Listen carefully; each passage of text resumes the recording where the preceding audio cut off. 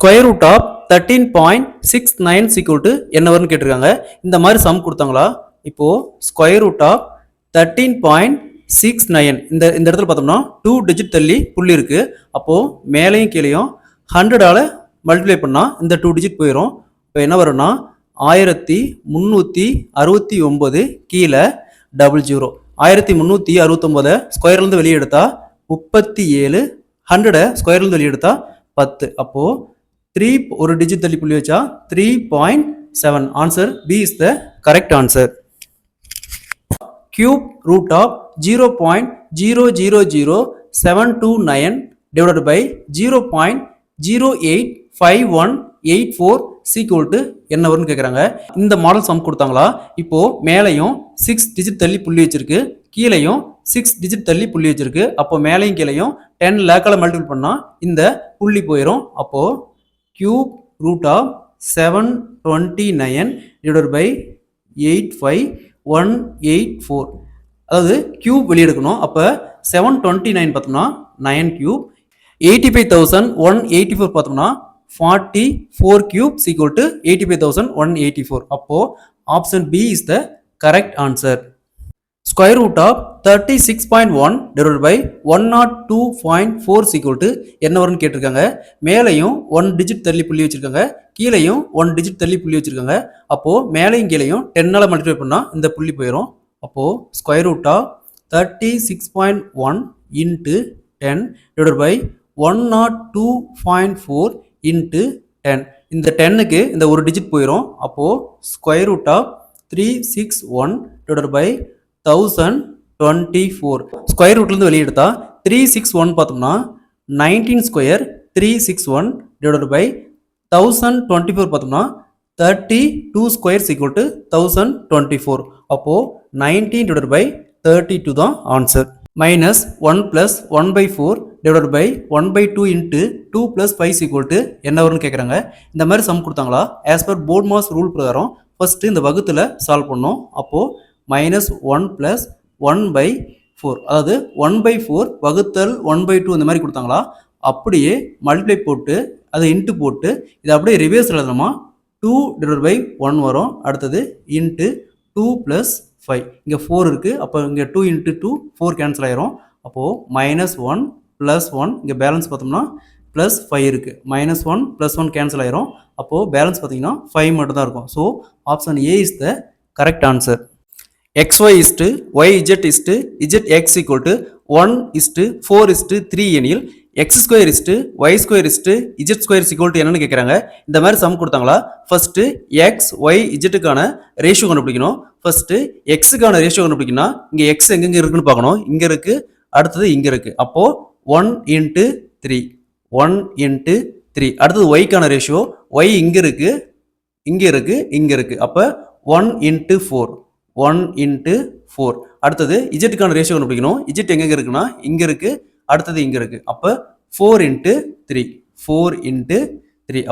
கொஸ்டின்ல என்ன கேட்குறாங்கன்னா x square y square z square. அப்போ நம்ம எக்ஸ் ஒய் இஜெட்டுக்கான வேல்யூ கண்டுபிடிச்சிட்டோம். எக்ஸ் ஸ்கொயர் எக்ஸ் பார்த்தோம்னா 3, 3 ஸ்கொயர் 9. அடுத்தது ஒய் பார்த்தோம்னா 4, 4 ஸ்கொயர் 16. அடுத்து இஜெட் பார்த்தோம்னா 12, 12 square 144. A sum of money at simple interest amounts to 6,000 in 4 years and 6,750 in 7 years at the same rate of interest. Find the sum ன்னு கேட்குறாங்க. அதாவது ஒரு some of amount இருக்குது, அது பிரின்சிபல்னு வச்சுக்கலாம். அது எவ்வளோன்னு தெரியாது. 4 வருஷத்துல அது 6,000 ரூபாயா மாறுது, 7 வருஷத்துல 6,750 ரூபாயா மாறுது, சேம் ரேட் ஆஃப் இன்ட்ரெஸ்ட்ல. அப்போ இந்த பிரின்சிபல் அமௌண்ட் என்னன்னு கேட்குறாங்க. சேம் ரேட் ஆஃப் இன்ட்ரெஸ்ட்னு சொல்லியிருக்காங்க. ஃபர்ஸ்ட் இந்த இயருக்கான டிஃபரன்ஸ் 7ல 4 போச்சுன்னா 3 இயர்ஸ், 3 இயர்ஸுக்கு தான் 6,000லேருந்து 6,750 ரூபாய் மாறுது.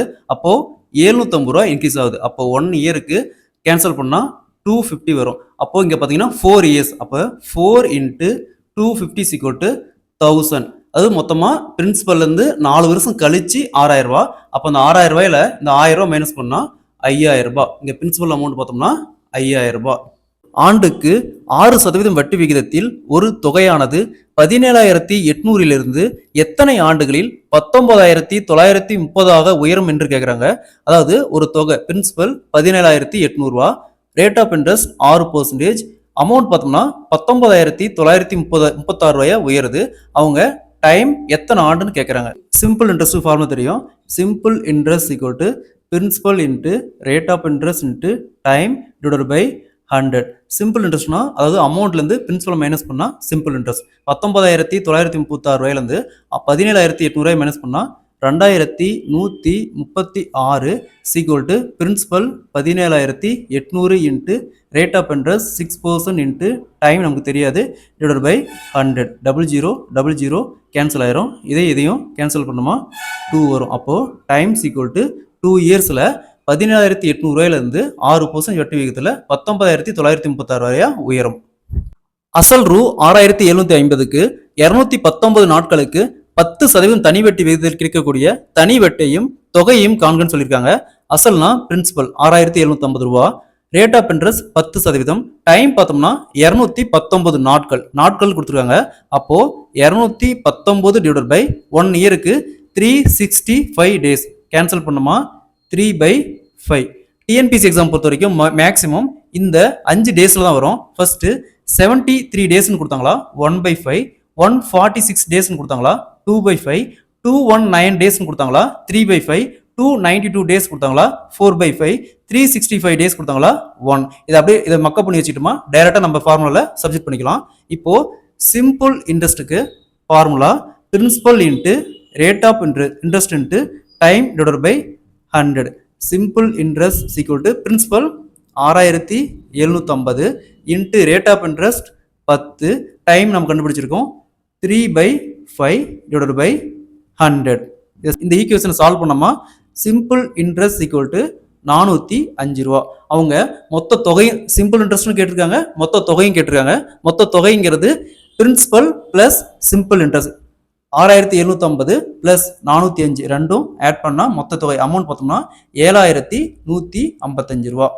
10,000 பவர் 10,000, 11,1111 பவர் 11,1111. இதோடைய ஒன்றாம் இலக்கம் அதாவது யூனிட் டிஜிட்டுடைய கூடுதல் என்னன்னு கேட்டிருக்காங்க. எப்போவுமே ஜீரோவுக்கு மேலே என்ன வேல்யூ வந்தாலும் அது ஜீரோ தான். யூனிட் டிஜிட்னா அந்த கடைசி டிஜிட் 0 ப்ளஸ் அதேமாரி இங்கே 1க்கு மேலே பவரில் என்ன வேல்யூ வந்தாலும் அது 1 தான் இருக்கும். So 0 + 1 equal to 1. Answer will be 1. அதேமாரி இங்கே பாருங்கள் 10^4 + 11^3 இதோடைய ஒன்றாம் இலக்கம் என்னுடைய கூடுதல் அதாவது யூனிட் டிஜிட்டுடைய கூடுதல் என்ன வரும்னா இதை கால்குலேட் பண்ணி இதுக்கான ஆன்சரை கமெண்ட்ல போடுங்க. 729 பவர் 725 ஒன்றாம் இலக்க எண் யாதுன்னு கேட்டிருக்காங்க. அதாவது 729 பவர் 725 யூனிட் டிஜிட் என்னன்னு கேட்டிருக்காங்க.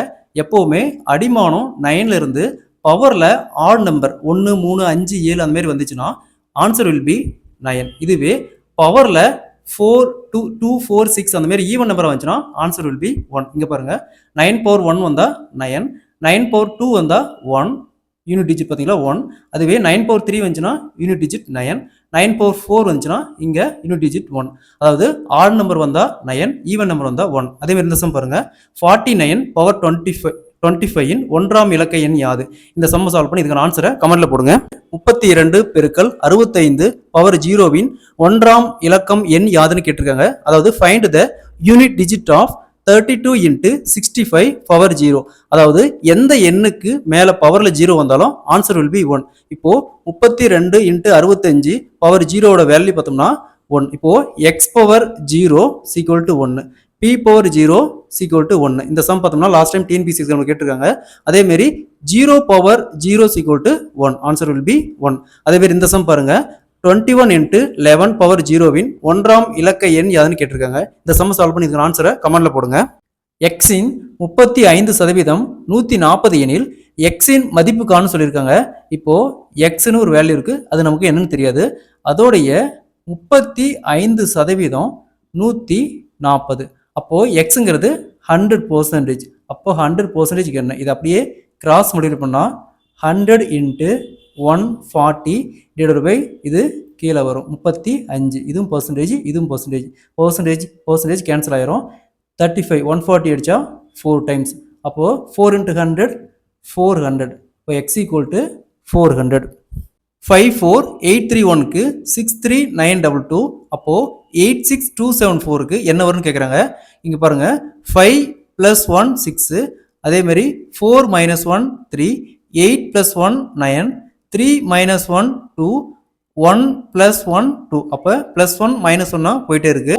8 6 2 7 4 க்கு first 8 plus 1 9, 6 minus 1 5, 2 plus 1 3, 7 minus 1 6, 4 plus 1 5. அப்போ 9 5 3 6 5 தான் ஆன்சர்.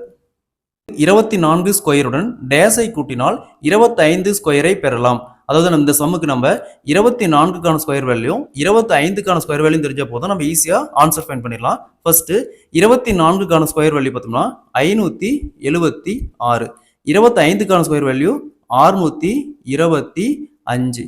அப்போ இது ரெண்டுக்கான டிஃபரன்ஸ் பார்த்தோம்னா 49. அதாவது 24 ஸ்கொயர் வேல்யூட 49 கூட்டும் போது 25க்கான ஸ்கொயர் வேல்யூ கிடைக்குது. அப்போ 49ங்கிறது 7 ஸ்கொயர்.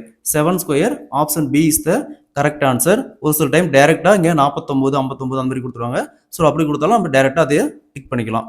24 ஸ்கொயருடன் டேஸை கூட்டினால் 25 ஸ்கொயரை பெறலாம். அதாவது இந்த சம்முக்கு நம்ம 24க்கான ஸ்கொயர் வேல்யூ 25க்கான ஸ்கொயர் வேல்யூ தெரிஞ்ச போதும் நம்ம ஈஸியா ஆன்சர் ஃபைண்ட் பண்ணிடலாம். ஃபர்ஸ்ட் 24க்கான ஸ்கொயர் வேல்யூ பார்த்தோம்னா 576, 25க்கான ஸ்கொயர் வேல்யூ 625. அப்போ இது ரெண்டுக்கான டிஃபரன்ஸ் பார்த்தோம்னா 49. அதாவது 24 ஸ்கொயர் வேல்யூட 49 கூட்டும் போது 25க்கான ஸ்கொயர் வேல்யூ கிடைக்குது. அப்போ 49ங்கிறது 7 square. 7 square option B is the correct answer. ஒரு சில டைம் டைரக்டா இங்க 49 59 அந்த மாதிரி கொடுத்துருவாங்க. ஸோ அப்படி கொடுத்தாலும் நம்ம டைரக்டா அதை டிக் பண்ணிக்கலாம்.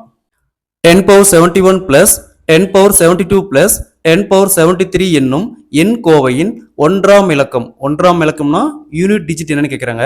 எப்பவுமே அடிமானம் 0வால முடிஞ்சா ஆன்சர் வில் பி 0. இப்போ அடிமானம் 1ல முடிஞ்சுன்னா ஆன்சர் வில் பி 1. இப்போ அடிமானம் 5ஆல முடிஞ்சுன்னா ஆன்சர் யூனிட் டிஜிட் பார்த்தோம்னா 5. இப்போ அடிமானம் 6ஆல முடிஞ்சுன்னா answer will be 6. The number 58129745812974 is divisible பைன்னு சொல்லியிருக்காங்க. அதாவது இந்த மாதிரி ஒரு பெரிய வேல்யூ கொடுத்துட்டு ஆப்ஷன்ல 4 நம்பர் கொடுத்துட்டு இந்த பெரிய வேல்யூ ஆப்ஷன்ல இருக்கிற எந்த வேல்யூவால டிவைட் ஆகும்னு கேட்டிருக்காங்க. இந்த சம் ப்ரீவியஸா எஸ்எஸ்சி எக்ஸாம்ல கேட்டிருக்காங்க. இந்த மாதிரி சம் கேட்டாங்களா, அதாவது லாஸ்ட்ல இருந்து ஆட் பிளேஸ்ல இருக்கிற நம்பர்ஸ் எல்லாம் ஃபர்ஸ்ட் ஆட் பண்ணிட்டு இங்க ஆட் பிளேஸ்ல பார்த்தோம்னா 4 9 1 5 7 2 8 இருக்கு. அதே மாதிரி ஈவன் பிளேஸ்ல இருக்கிற நம்பர்ஸ் எல்லாம் ஆட் பண்ணிட்டு ஈவன் பிளேஸ்ல பார்த்தோம்னா 7 2 8 4 9 1 5. இப்போ இது ரெண்டையும் ஆட் பண்ணா, இதை ஆட் பண்ணா 36. அதே மாதிரி இதையும் ஆட் பண்ணா 36. இது ரெண்டுக்கான டிஃபரன்ஸ் பார்த்தோம்னா 0 வருது. 36ல 36 போச்சுன்னா 0. அப்போ இந்த மாதிரி 0 வந்துச்சுன்னா அந்த நம்பர் பார்த்தோம்னா 11ஆல டிவைட் ஆகும். அதே மாதிரி இந்த நம்பர் பாருங்க 28654223 இஸ் டிவிசிபிள் பை கீழே இருக்கிற எந்த நம்பரால டிவைட் ஆகணுங்கிறத இந்த சம் சால்வ் பண்ணி இதுக்கு ஆன்சரை கமெண்ட்ல போடுங்க. 100 power 1 plus 100 power 2 plus 100 power 3 plus up to 100 power 100 divided by 6. இதை சால்வ் பண்ணா மீதி என்ன வேல்யூ வரும்னு கேட்குறாங்க. ஃபர்ஸ்ட் 100 divided by 6 ரிமைண்டர் பார்த்தோம்னா 4 தான் வரும். அடுத்தது 100 power 2 divided by 6 இதை சால்வ் பண்ணாலும் ரிமைண்டர் 4 தான் வரும். அதே மாதிரி 100 power 100 இதை 6ஆல கேன்சல் பண்ணாலும் ரிமைண்டர் பார்த்தோம்னா 4 தான் வரும். அப்போ 4 பார்த்தோம்னா இங்க 1லேருந்து 100 வரைக்கும் இருக்குது. அப்போ 4 into 100 times equal to 400. இதை 6ஆல கேன்சல் பண்ணா ரிமைண்டர் 4 தான் வரும். அப்போ option C is the correct answer. 7 into 5 into 3 into 2 plus 3 என்பது ஒரு பகு எண்ணா பகா எண்ணா இல்ல முழுவான்னு கேட்டிருக்காங்க. இந்த சம் ப்ரீவியஸா டிஎன்பிஎஸ்சி எக்ஸாம்ல கேட்டிருக்காங்க. இதை சால்வ் பண்ணா மொத்தமா 213 வருது. 213ங்கிறது 1ஆல டிவைட் ஆகும், 3ஆல டிவைட் ஆகும், 71ஆல டிவைட் ஆகும், 213ஆல டிவைட் ஆகும். ஸோ ஒன்றுக்கு மேற்பட்ட எண்ணால வகுத்துச்சுன்னா அந்த எண் பார்த்தோம்னா பகு எண். ஸோ இது பார்த்தோம்னா பகு எண். ஓர் எண் மற்றும் அதன் வர்க்கத்தின் கூடுதல் 1122 எனில் அந்த எண் யாதுன்னு கேட்டிருக்காங்க. ஒரு எண் எக்ஸ், அதன் வர்க்கத்தின் கூடுதல், அதன் வர்க்கம்னா ஸ்கொயர், அந்த எண்ணுடைய ஸ்கொயர் தான் வர்க்கம். வர்க்கத்தின் கூடுதல் 1122 எனில் அந்த எண் யாதுன்னு கேட்டிருக்காங்க. இந்த மாதிரி கொஸ்டின் பார்த்தோம்னா நம்ம ஆன்சர் இருந்து போனோமா நம்ம ஈஸியா ஆன்சர் ஃபைண்ட் பண்ணிடலாம். ஃபர்ஸ்ட் 11 எடுத்துக்கலாம். 11 ப்ளஸ் 11 ஸ்கொயர் 121 ரெண்டையும் ஆட் பண்ணால் 132 தான் வருது. ஸோ இந்த வேல்யூ வரல, இந்த ஆப்ஷன் வராது. அடுத்தது 22 ப்ளஸ் 22 ஸ்கொயர் 484 ரெண்டையும் ஆட் பண்ணால் 506 தான் வருது. ஸோ இந்த ஆப்ஷனும் வராது. அடுத்தது 33 ப்ளஸ் 33 ஸ்கொயர் 1089 இது ரெண்டையும் ஆட் பண்ணால் 1122 வருது. So option C is the correct answer. 3 பகா எண்களின் கூடுதல் 80, அவற்றுள் இரு எண்களின் வேறுபாடு 4 எனில் அந்த 3 எண்கள் யாதுன்னு கேட்டிருக்காங்க. பகா எண்ணா பிரைம் நம்பர்ஸ். இந்த மாடல் கொஸ்டின்ஸ்ல அவங்க கொடுத்துருக்கிற ஆப்ஷன்ல இருந்து போனோமா நம்ம ஈஸியா அதுக்கான ஆன்சரை ஃபைண்ட் பண்ணிடலாம். First option A. ஃபர்ஸ்ட் 3 பகா எண்களின் கூடுதல் இதெல்லாம் ஆட் பண்ணா 80 வருது. அதே மாதிரி இதையும் ஆட் பண்ணா 80 வருது. அதே மாதிரி இதையும் ஆட் பண்ணா 80 வருது. அதே மாதிரி இதையும் ஆட் பண்ணா 80 வருது. அனதர் ஒன் ஆப்ஷன் சொல்லியிருக்காங்க. அவற்றில் இரு எண்களின் வேறுபாடு ஏதாவது ஒரு 2 நம்பர் மைனஸ் பண்ணா 4 வரணும். இங்க மைனஸ் பண்ணா 4 எதுவும் வர மாதிரி இல்லை. பாருங்க, இங்க மட்டும் 37 40 இது ரெண்டுக்கான டிஃபரன்ஸ் பார்த்தோம்னா 4 வருது. அதே மாதிரி இங்கேயும் பாருங்க 4 வரல. அதே மாதிரி இங்கேயும் 4 வரல. So option B is the correct answer. அசல் ரூ 10,950க்கு 10% வட்டி விகிதத்தில் 42 நாட்களுக்கான தனி வட்டியை கணக்கிடுன்னு சொல்லியிருக்காங்க.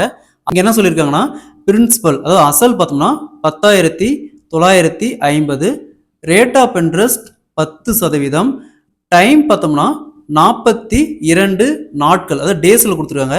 எப்போவுமே டேஸில் கொடுத்தா அந்த எத்தனை நாள் கொடுத்துருவாங்களோ அது டிவைட் பை 365 அவங்க தனி வட்டி அதாவது சிம்பிள் இன்ட்ரெஸ்ட்டை ஃபைன் பண்ண சொல்லியிருக்காங்க. ஓகேங்களா? இப்போ நமக்கு சிம்பிள் இன்ட்ரெஸ்ட் ஃபார்முலா தெரியும். Principal into rate of interest into time divide by 100. இதை அப்படியே சப்ஜெக்ட் பண்ணால் principal 10,950 into rate of interest 10% into time பார்த்தோம்னா 42.